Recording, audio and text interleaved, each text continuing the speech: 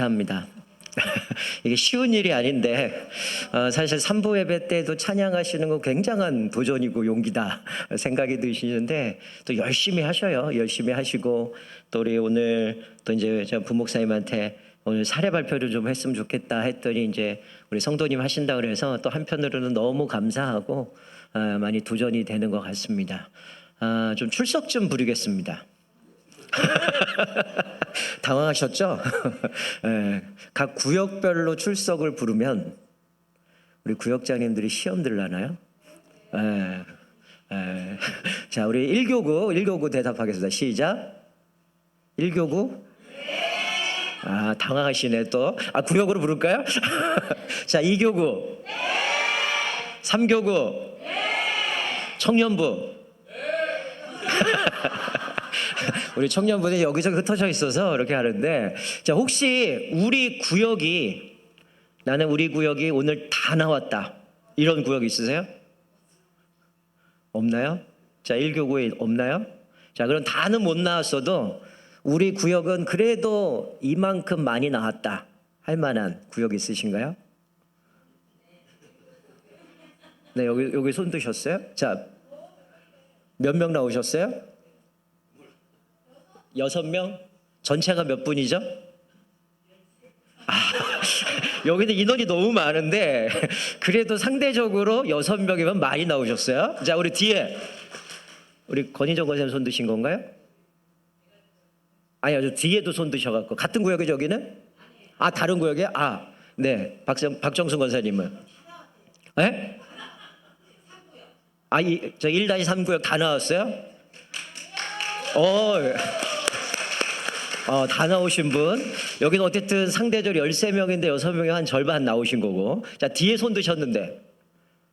자, 아까 누가 손 드셨는데 갑자기 다 나왔다 그러니까 손을 쑥 내리신 건가요? 여기 다 나오셨고. 저 뒤에. 뒤에서 손 드셔갖고. 뒤에도.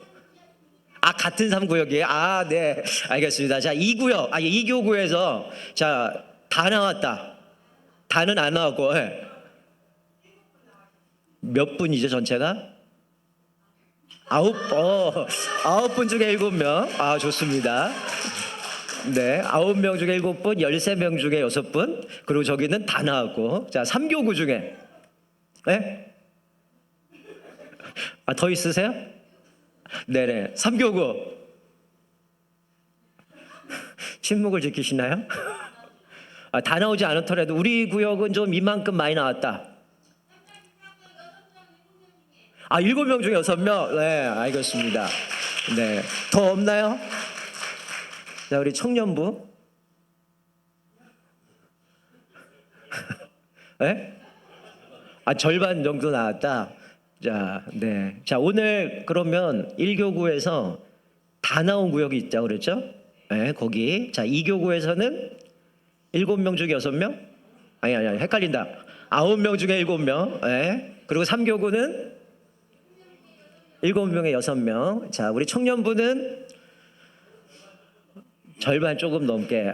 청년들이 사실은 이제 셀 모임 다음 주도 셀 모임 하긴 하는데 지금 아마 여기 어른들하고는 비교하기가 좀 애매할 것 같고 어쩌면 그런데, 자, 1교구에서는 다 나온 구역 1-3, 2교구에서는 8구역, 3교구에서는 3-4구역. 다음 주 소그룹 모임할 때 간식 쏘겠습니다.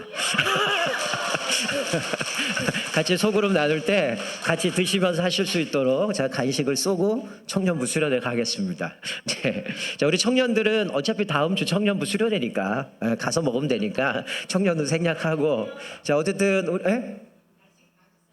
간식 다 주시라고요? 그거는 계획이 없던 거예요. 그리고 원래 교구에 다 예산들이 배정이 되어 있어서 교구장님 잘 설득해 보세요. 자, 우리가 오늘 우리 성도님이 귀한 간증을 해주셨는데, 여러분 사실 우리가 소그룹이 생소한 사실 우리 교회죠. 원래 우리는 전통적으로 구역이라는 모임으로 오랜 세월 동안 구역으로 가다가 이제 최근에 몇 년 동안 이제 소그룹으로 같이 말씀을 나누는데, 예전에는 구역 예배다 보니까 일방적으로 구역장이 설교하고 그냥 헌금 걷고 기도하면 끝났는데, 이게 소그룹은 부담이 돼요. 왜냐하면 가서 자꾸만 질문시키고 뭔가 대답을 해야 되고 자기 속 얘기를 꺼내야 되는데 아까 성도님 얘기하셨지만 이게 처음부터 가갖고 내 속 얘기 꺼기는 쉽지는 않은데 하다 보면 이거에서 느끼는 진짜 소중한 그 맛이 있다는 거예요. 여러분, 우리가 오늘 읽은 본문 말씀은 사실은 예수님께서 마태복음 13장에 여러 비유들을 이야기하는데 앞에 비유들은 다 무리들을 놓고 비유를 드셨어요. 그리고 나서 무리들을 돌려보내고 오늘 읽은 본문 그리고 뒤에 나오는 요 두 가지 세 가지는 오로지 제자들에게만 예수님이 하신 비유입니다. 자, 그 첫 번째가 뭐냐면 천국은 마치 감추인 보화와 같다라고 말씀하죠. 즉 천국이 얼마나 귀하고 소중한 것인지를 가르쳐 주는 거예요. 즉 이들에게 얘기하는 건 너희들이 예수님을 메시아로 영접하고 하나님 나라 백성이 된 것이 얼마나 지혜로운 선택이었고 얼마나 복인가를 이 비유로 말씀해 주는 거죠. 그러니까 천국은 귀한 보화와 같다라는 거죠. 근데 특징이 있어요. 첫 번째 비유에서 뭡니까? 귀중한 보화긴 하지만 사람들의 눈에 띄지 않는다는 거예요. 그런데 제자들처럼 영적인 눈이 뜨인 사람은 곧바로 그것을 알아본다는 거죠. 그래서 밭에 감춰진 보화를 알아본 사람은 어떻게 합니까? 다시 보화를 땅에 묻어요. 그리고 돌아가서 자기 소유를 팔아서 그 밭을 삽니다. 여러분, 밭 때문에 자기 재산을 팔았습니까? 보화 때문에 자기 재산을 팔았어요. 보화 때문이잖아요.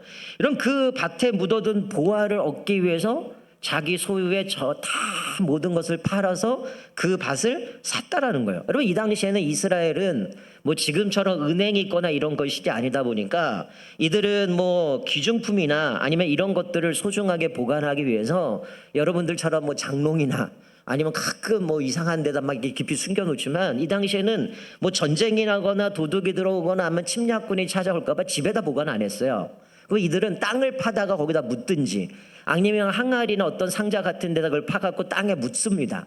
그래야 누가 쳐들어오거나 전쟁이 나도 그걸 발견되지 않아요.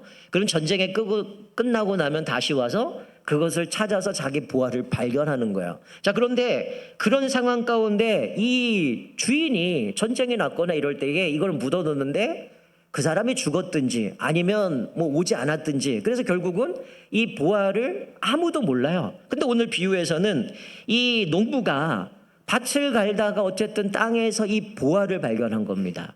그렇고 나서 이 보화를 다시 땅에 묻어두고 집에 가서 자기 모든 재산을 팔아서 이 밭을 사는 거죠. 근데 우리가 볼 때는 이 일꾼의 행동이 약간 윤리적으로 문제 있는 거 아닌가? 지 것도 아닌데 어떻게 그거 하겠다고 땅에 묻어버리고 가서 팔아가지고 이걸 사느냐? 이렇게 해석할 수 있지만 이 당시 문화에서는 얼마든지 그런 행동이 가능했어요. 로마 시대도 마찬가지고 예수님 당시 시대에도 이런 것들이 그 문화 속에서는 밭에 일하는 사람들은 자기 재산 팔아서 밭을 사는 모습들이 종종 있었다는 거예요. 그러니까 이들은 우리가 생각하는 어떤 윤리적인 것보다는 이 정황은 아마도 그럴 거예요. 주인이 가족에게 알리진 않았는데 땅에 숨겨뒀는데 주인이 죽었거나 아니면 이 밭이 계속 소유권들이 이전이 되다가 이제 이것들을 존재를 모르다가 우연히 어떻게 이 종이 밭을 갈거나 땅에서 보화를 발견한 거죠. 그런데 이 보화를 위해서 어떻게 한 거예요? 자기 재산을 팔아서 그 땅을 산 겁니다. 여러분, 이게 마치 하나님의 나라는 숨겨져 있기 때문에 사실은 사람들이 쉽게 알아보지 못해요. 그런데 영적으로 눈이 뜨여 있는 사람들은 이것을 발견한다는 거예요. 근데 여기서 중요한 게 뭡니까? 천국은 한 사람이 자기가 소유한 모든 재산을 팔 만큼 귀중한 가치가 있다는 거예요. 즉 우리가 옛날 드라마 제목처럼 올인하는 거죠. 이게 뭐예요? 내가 이걸 얻기 위해서 내가 가지고 있는 모든 것을 여기다 다 투자한 겁니다. 그 하나님 나라를 살 수만 있다면 내가 지금 이거를 다 투자해도 과하지 않다라는 거야. 그만큼 이것에 내가 얻게 되어지는 것이 크다는 거죠. 결론은 여기서 뭘 말씀하고 있어요? 하나님의 나라를 얻게 되면 내가 결국 거기서 영원한 생명을 보낼 수 있기 때문에 내 모든 것을 다 여기다 헌신하고 바치는 겁니다. 즉 이 비유는 사람이 하나님의 나라가 어떤 곳인지 깨달으면 어떻게 한다는 거예요? 내가 힘들게 헌신하고 희생해서 각오를 들어가는 게 아니라 뭐라는 거예요? 자기가 가진 모든 것을 어떻게 하는 거예요? 즐겁게 팔고 그리고 그 땅을 사는 겁니다. 이게 누가 시켜서 마지못해서 억지로 하는 게 아니라 즐겁게 그걸 버리고 그걸 얻는 거예요. 그 얻음이 가치가 너무 크기 때문이죠. 여러분 예를 들면 삭개오가 그런 사람 아니에요? 여러분 삭개오는 누구예요? 세리장입니다. 세리는 원래 이제 로마의 어떻게 보면 쉽게 우리식으로 하면 친일파처럼 로마에 빌붙어서 그 로마가 요구하는 세금을 걷어서 바치면 돼요. 근데 이 세리는 어떤 사람들이에요? 예를 들어서 100만 원을 걷어야 된다 그러면 나는 200만 원 걷는 거야. 누구는 300만 원 걷는 거죠. 로마에다가 100만 원만 내면 나머지 200만 원 또 100만 원은 내 거가 되기 때문에 이 사람들이 몇 배를 걷어서 자기 배를 불리는 사람이에요. 근데 삭개오는 그 세리 중에도 세리장이라고 얘기를 합니다.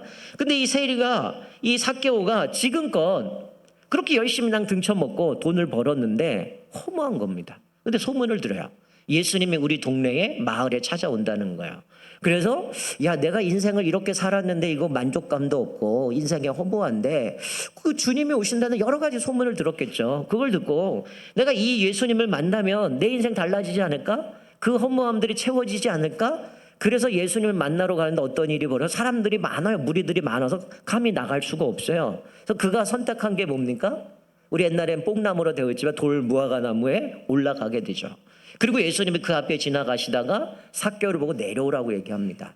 근데 삭개오가 예수님이 내가 오늘 네 집에 유하겠다라고 하니까 삭개오가 기뻐서 집으로 모셨는데 뭐라고 얘기합니까? 예수님, 제 재산의 절반을 팔아서 가난한 사람 죽였습니다. 혹시 내가 누군 걸 등쳐먹었다면 내가 4배로 갚겠습니다. 여러분 이거 예수님이 시킨 겁니까? 자기가 자발적으로 한 겁니까? 자기가 자발적으로 한 거거든요. 왜요? 내가 지금까지 움켜졌던 게 돈이었어요. 물질이었어요. 이것만 있으면 행복할 줄 알았는데 근데 진짜 보화를 발견하니까 어떻게 해요? 이거 필요가 없는 거예요. 지금껏 이게 전부라고 생각했는데 지금 생각할 때 이게 그냥 신기루와 같은 거죠. 그래서 자기 재산의 절반을 가난한 사람 나눠주겠다. 그럼 절반 남았죠. 근데 절반에서 누군 거를 등쳐먹고 빼앗았다면 내가 4배로 갚겠습니다.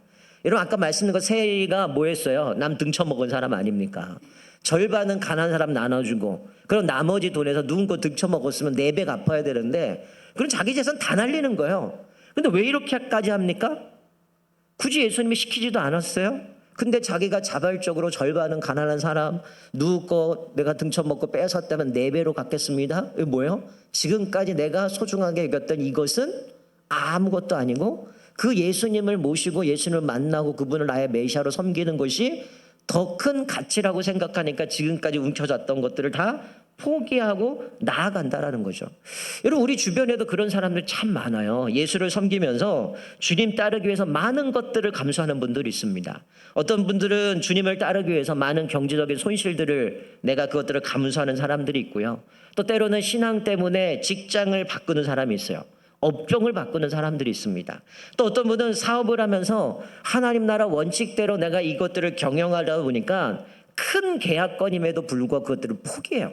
왜? 이게 하나님의 나라의 가치에 맞지 않기 때문에 기꺼이 이것들을 포기하고 정말 하나님의 나라의 가치를 움켜쥐는 거죠. 그런데 그 모든 삶을 살아갔던 모습들은 하나님이 이들이 그것이 올바른 선택이었다고 하나님께서 온 세상에 주님께서 그것들 다 드러내시고 책임져 주시다는 거야. 내가 그렇게 했는데 손해날 것 같은데 손해가 아니라 오히려 하나님이 채워주시는 모습을 보게 됩니다. 여러분 우리가 왜 소그룹으로 예배를 모일까요? 어떤 분들은 이 소그룹 하지 말고 그냥 우리 원래 하던 대로 오후 예배 드립시다. 그게 우린 더 편합니다. 왜? 자꾸 내 얘기 꺼내야 되니까. 자기 삶을 얘기해야 되니까 이게 불편한 거예요. 여러분 근데 왜 우리가 소그룹으로 모여서 예배할까요? 이 작업하는 거예요. 보화를 발견하는 겁니다. 이 보화를 발견하고 나서 오늘 이 농부는 자기 재산을 다 팔아가지고 그 밭을 산 것처럼 여러분 왜 우리가 우리 소그룹을 모일까요? 사실 그 속에서 내가 정말 진짜 값진 보화가 뭔지를 발견하고 그것을 같이 나누고 그것을 통해서 하나님 나라의 중요한 그 하나님의 말씀 속에서 내 삶을 돌아보고 그것을 붙들고 믿음으로 살아가는 거죠. 이 보화를 함께 우리가 발견하고 뭐 하기 원한 겁니까? 함께 누리기 원한 거예요. 우리 아까 성도님 말씀하신 것처럼 나는 신앙도 몰랐고 뭘 해야 될지도 몰랐는데 성도들을 만나면서 같은 고민도 했고 이 문제를 어떻게 신앙으로 풀어가는가, 그것들을 통해서 보화를 발견하니까 아까 말씀하신 대로 자꾸만 눈치 보고 어떻게 하면 피해갈까 이러다가 어떻게 자발적으로 가는 거예요. 왜? 이게 더 소중하니까. 더 큰 보화기 때문에 거기다가 올인을 하는 거죠. 저와 여러분들은 이 값비싼 보화를 발견하시고 또 그것을 누릴 뿐만이 아니라 또 주변에 있는 그것을 발견하지 못한 소그룹들을 통해서 함께 그 높으신 하나님의 뜻을 발견하고 그 보화를 누리시기를 또 발견하기를 주님의 이름으로 축원드립니다. 자, 두 번째 비유는 뭡니까? 첫 번째는 농부가 밭을 갈다가 거기서 보화를 발견한 거예요. 자, 그런데 두 번째 비유는 45절 46절인데 진주를 구하는 장사와 같다라고 얘기를 해요. 저 강조점은 같지만 약간 차이가 있어요. 이 보화 비유는 밭을 산 가난한 농부의 이야기지만 이 부유한 이 진주의 이야기는 뭐예요? 부유한 보석상이 진주를 얻기 위해서 찾아 나서다가 좋은 진주를 발견한 겁니다. 그러니까 일꾼은 우연히 보화를 발견했지만 이 진주 장사는 뭐예요? 오랫동안 찾아 나선 거죠. 오랫동안 좋은 진주가 뭔가, 어떤 게 더 나은가, 이건 값을 따지는 게 제일 좋은 거를 찾아 나섰다라는 거예요. 여러분들이 예를 들어서 땅을 산다, 아니면 요즘 주식하는 분이 많으니까 어떤 주식을 내가 투자하겠다, 아니면 내가 뭔가 아파트를 사겠다 이러면 그냥 바로 결제합니까? 아니면 조사해보고 검색해보고 찾아보고 직접 확인하고 연구하고 이러면 선택합니까? 그냥 사는 사람 없어요. 조언도 구하고 상황도 보고 정말 이 기업이 튼튼한가? 아니 이 아파트가 괜찮은가? 이것을 통해서 내가 뭔가 부를 좀 얻을 수 있는가? 이런 거 따져보지 않겠어요? 마치 이 진주 장사 오랫동안 좋은 진주가 뭔지를 분석하고 연구하고 찾아다니다가 그러고 나서 찾은 겁니다. 근데 이 천국은 가난한 사람에게나 부자에게는 어떻다는 거예요? 귀하기는 마찬가지라는 거죠. 그런데 이 복음은 뭘 얘기하는 겁니까? 경제적인 사람이든 아니면 가난한 사람은 계층과 상관없이 모든 사람을 다 아른다는 거예요. 가난한 농부도 보화를 발견했고 이 부자상은 이 진주를 사서 아마 되팔았겠죠. 거기서 좋은 진주를 발견했으니 이거는 이런 가치가 있으니 그것을 되팔음으로 해서 더 많은 부를 얻으려고 했을 텐데 끊임없이 좋은 보석을 구했다라는 겁니다. 여러분, 내가 신앙생활 한다라는 건, 우리가 사실 소그룹을 계속 한다라는 건 뭡니까? 내가 신앙생활 하지만 계속해서 말씀을 통해서 좋은 진주를 발견하는 겁니다. 이 말씀을 통해서 하나님이 우리에게 뭔가를 말씀하시는가? 사실은 우리의 삶에 수많은 문제들이 있어요. 세상은 여전히 죄인들로 살아가기 때문에 끊임없는 문제들이 일어납니다. 그런데 우리가 그곳에서 정말 주님의 가치가 뭔지, 하나님 나라 복음이 뭔지를 발견하는 거고요. 또 거기서 좋은 진주를 계속 발견하는 거죠. 근데 이 비유는 상인이 진주를 구하러 찾아다니는 것처럼 구하는 사람들은 천국을 볼 수 있다라는 거예요. 여러분, 오늘 구역장님들이 특송을 뭐 했어요? 주만 바라볼 자 나라. 여러분, 우리가 이 진주를 구할 수 있는 사람 어떤 사람입니까? 네, 한마디로 얘기하면 사모하는 사람이에요. 여러분, 앞에 거는 농부가 우연히 발견한 거죠. 뒤에는 뭡니까? 내가 찾아 나선 거야. 우리 성경 보면 천국은 침노하는 자의 거다. 뭐라는 거야? 내가 그것을 얻으려고 애쓰고 수고하고 달려가는 사람입니다. 진주를 얻는다라는 것은 사모하는 사람이죠. 여러분, 성경에 보면 나를 간절히 찾고 찾으면 뭐라고 말씀해요? 만나 주신다고 얘기하잖아요. 여러분, 내가 인생에 살아가면서 수많은 어려움이 있고 문제가 있는데 여러분, 좋은 진주를 구한다는 건 뭡니까? 하나님의 뜻을 발견하는 거죠. 내가 이런 고민, 아픔, 상처, 어려움이 있는데 그것을 통해서 중요한 건 뭐냐면 하나님의 뜻이 뭔지, 하나님께서 나에게 어떤 힘이 되어지는 그 말씀을 통해서 내가 문제를 이끌어갈 수 있는, 해결할 수 있는 그 진주를 끊임없이 발견하고 찾아가는 거예요. 여러분, 왜 계속해서 우리가 성경 통독을 합니까? 여러분, 성경 일독했으면 다 읽었으니 끝 이겁니까? 계속해서 그 말씀 읽을 때마다 하나님이 나에게 주시는 메시지가 달라요. 예전에는 이 말씀이 그냥 흘려 넘어갔고 스쳐 지나가는 어느 날 갑자기 그 말씀이 나에게 좋은 진주처럼 다가올 때가 있어요. 내 상황, 문제, 여러 가지 어려움 속에서 이 말씀이 나에게 다가오고 있다라는 거예요. 그런데 중요한 건 뭐예요? 이 두 비유의 모습 가운데 결정적인 건 뭡니까? 그 다음에 어떻든 땅에서 보화를 발견하든 아니면 좋은 진주를 발견하든 그 다음에 나타나는 반응이죠. 뭐 했습니까? 다 포기했다는 거야. 자기 재산을 팔아서 그 밭을 사고 자기 재산을 팔아서 좋은 진주를 샀다라는 거죠. 이 두 비유가 보여주는 건 뭐냐면 다른 모든 것을 버리고더라도 그 소중한 진주, 값진 보화를 얻으려고 했던 그 태도, 반응에 있다라는 거예요. 여러분, 우리가 신앙생활하는 게 단순히 그냥 교회 가서 예배 드리는 거 끝나지 않습니다. 늘 말씀드리지만 오늘 낮에도 말씀드린 거는 예수님은 우리의 속, 마음의 생각, 우리의 마음의 태도, 우리의 거기서부터 악한 것들이 드러난다고 얘기하는데 우리는 끊임없이 말씀을 들었다면 그 말씀이 내 삶에 계속 녹아내야 돼요. 어떻게 하면 내가 하나님의 나라의 가치로 가정을 이끌어 갈 건가?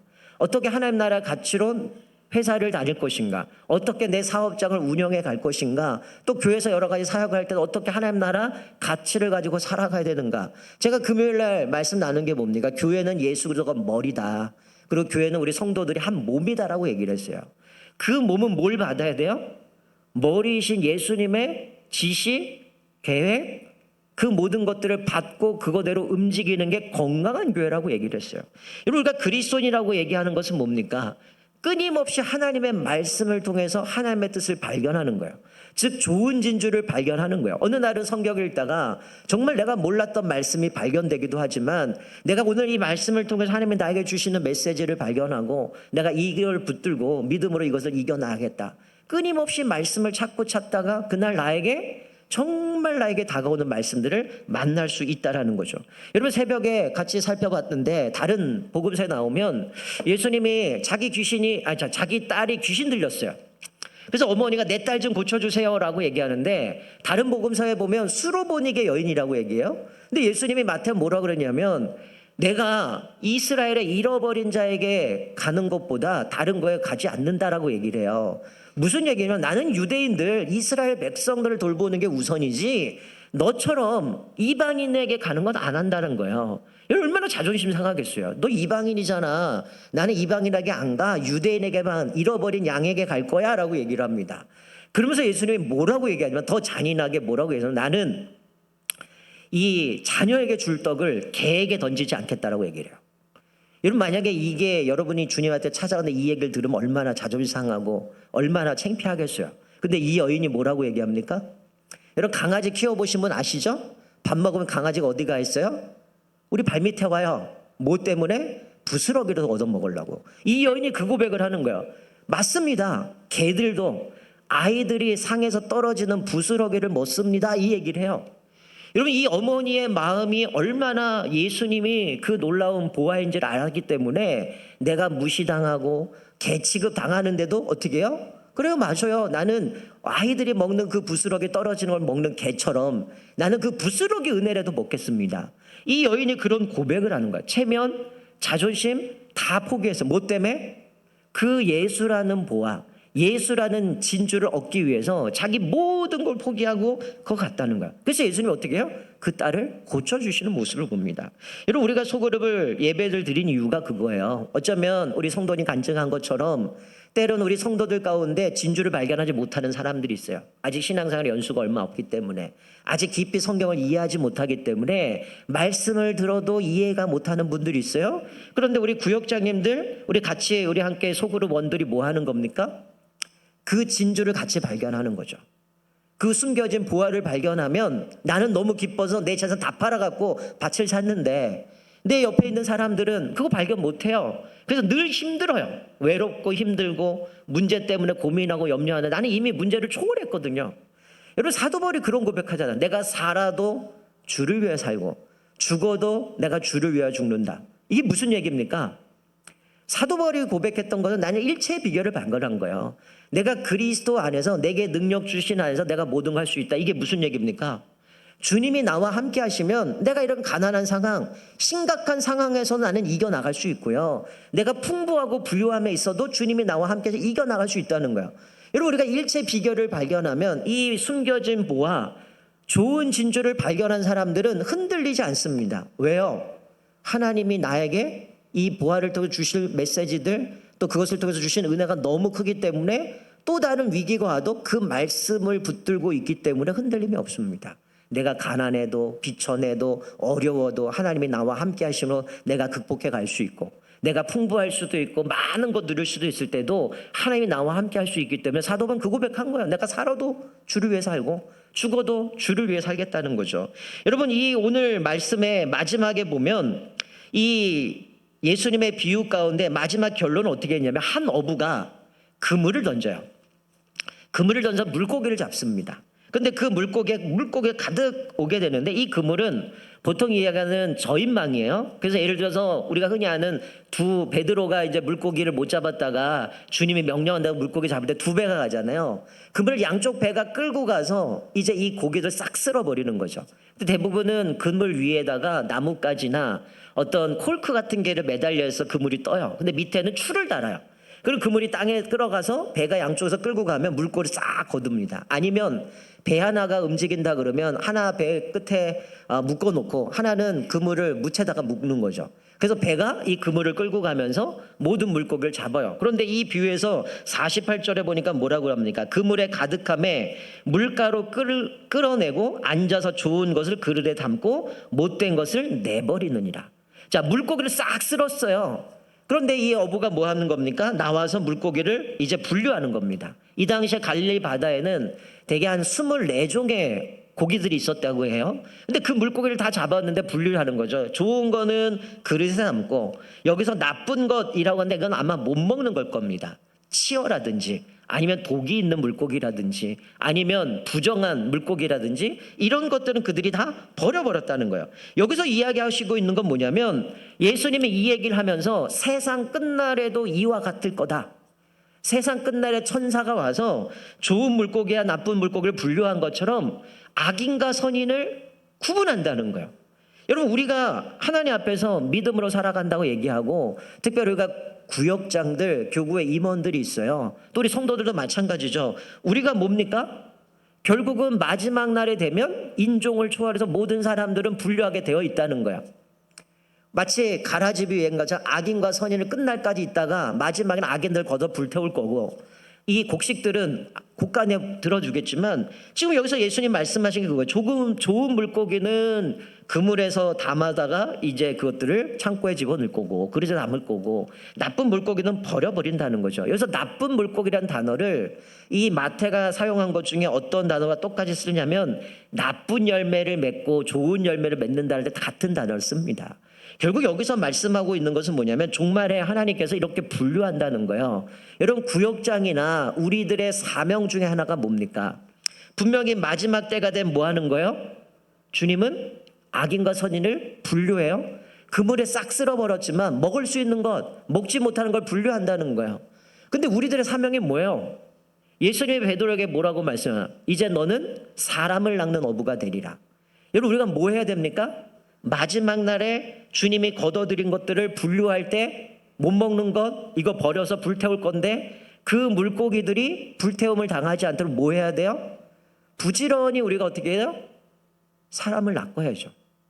여러분, 제가 전에부터 말씀드렸지만 누가 선인이고 악인인 줄 알 수 없어요. 우리가 복음을 전할 때 이 사람이 하나님이 택하셨는지 안 택하셨는지 몰라요. 근데 우리는 뭘 깔고 가는 겁니까? 하나님이 이 사람도 선택했다라고 생각하고 복음을 전하는 거예요. 이 사람이 예수를 믿을 거냐 믿을지 않을 거는 나한테 역할이 아니죠. 하나님의 역할이죠. 우리는 씨를 뿌렸느냐 뿌리지 않았느냐는 거예요. 그리고 우리 구역장들이나 아니면 우리 소그룹의 일원들은 뭐 하셔야 돼요? 부지런히 사람을 낚아야죠. 하나님 앞에서 이 사람이 말씀의 보화를 발견하고 진주를 발견하고 세상의 가치관이 아니라 하나님의 그 은혜를 붙들고 살아갈 수 있는, 그래서 마지막 때에 하나님께서 분류할 때 좋은 물고기를 그릇에 담는 것처럼 알곡은 창고에 걷어들이는 것처럼 우리도 함께 그렇게 살아갈 수 있도록 보화를 발견하고 진주를 발견하고 부지런히 그것을 위해서 내가 가지고 있는 모든 것을 포기하고 그것을 얻어야 되는 겁니다.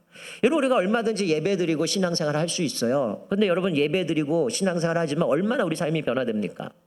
아까 우리 성도님도 강증했지만 내가 말씀을 통해서 미처 깨닫지 못하는 것들이 있어요. 아까 수로보니게 여인 얘기했지만 우리는 남들이 고백하는 믿음의 고백을 통해서 부스러기 은혜를 얻습니다. 난 이렇게 보지 못했는데 이분은 또 이것을 이렇게 해석하는구나. 나는 느끼지 못했는데 이분은 이런 것들을 경험했구나. 오늘 말씀 속에서 나는 이렇게 도전받았는데 이분은 이렇게 도전을 받았구나.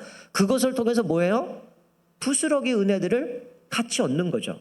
그리고 그곳에서 또 다른 보화를 발견하고 나도 그 말씀을 내 삶에 적용하면서 어떻게 믿음으로 살아낼 것인가 그렇게 살아가는 거예요. 그래서 사실은 우리는 교회에서 예배드리면 더 중요한 건 뭡니까? 우리 삶이죠. 우리가 오늘 교회 문을 밖으로 나가면 우리가 한 주간을 살아갈 때에 정말 이 말씀대로 순종하고 살아가는가? 이 보화를 위해서 내가 모든 것들을 버리고 정말 이거 붙들고 살아가는가? 우리 삶이 더 중요하다는 거예요. 우린 끊임없이 말씀 들었어요. 오늘 비유처럼 밭에 보화가 감춰져 있는데 볼 수 없는 눈이 있어요. 때로는 이게 좋은지를 발견 못할 때도 있어요.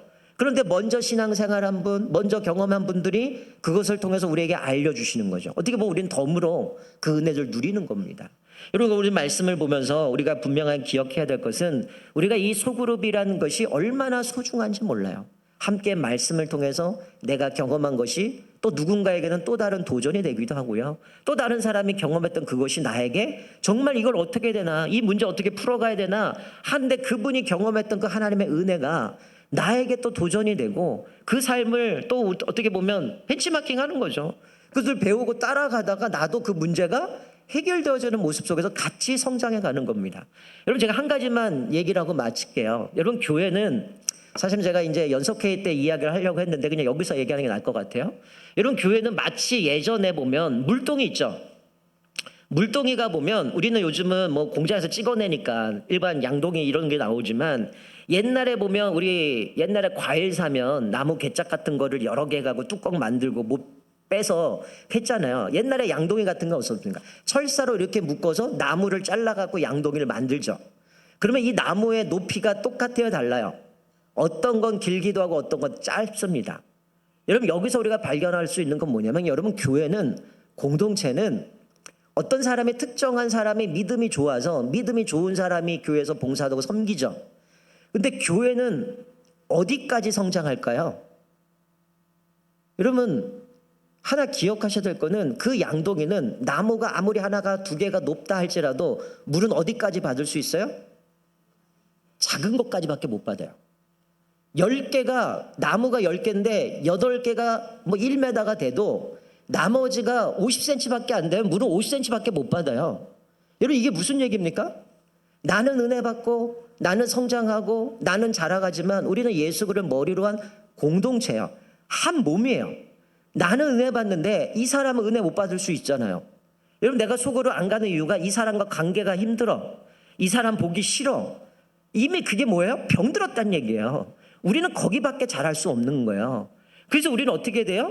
서로가 서로 부딪혀 가면서 마치 돌이 부딪히면서 매끄럽게 갈려지는 것처럼 우리의 모난 부분, 연약한 부분이 갈려지고 또 그 안에서 우리가 조금씩 성장해서 그 연약한 사람들이 같이 성장할 때 교회가 건강하게 세워가는 거예요. 그래서 교회가 중요한 것 중에 하나는 최소한의 법칙이에요. 이 사람들을 견고하게 세워가야 공동체가 세워가는 겁니다. 그러니까 여러분들이 구역장님들, 우리 성도들 우리끼리 잘 모이고 우리끼리 이렇게 모여서 우리는 은혜 받는다 이것만 생각하면 안 돼요. 지금 그 자리에 오지 못한 사람들, 그분도 우리의 멤버라는 거죠. 같은 공동체라는 거죠. 그 부분이 아파하고 지쳐있고 힘들어하면 우리는 그 정도밖에 수준이 안 된다는 거예요. 함께 세워줘 가야 되는 거예요. 그래서 같이 어떻게 돼요? 격려하고 세워주고 오늘 비유처럼 마치 그 보화를 보지 못하면 보화를 볼 수 있도록 도와줘야 되고 좋은 진주를 발견해서 그것들을 함께 나누고 그렇게 할 때 우리 공동체가 함께 성장해 갈 수 있음을 다시 한번 발견하게 됩니다. 이제 다음 주부터 우리 새롭게 또 구역들이 또 함께 모여서 소그룹을 나누겠지만 또 여러분이 오늘 이 말씀을 기억하면서 함께 같이 보화를 발견하시고 또 좋은 진주를 발견하셔서 또 우리만이 아니라 또 어떤 특정한 사람만 은혜 받고 좋은 게 아니라 함께 연약한 자들도 같이 세워져서 함께 건강한 공동체로 함께 은혜를 누려서 내 모든 것을 걸고도 그 보화를 붙드는 저와 여러분 되시기를, 모든 구역 식구들 되시기를 주님의 이름으로 축원드립니다. 아멘. 기도하겠습니다. 하나님 아버지 감사합니다.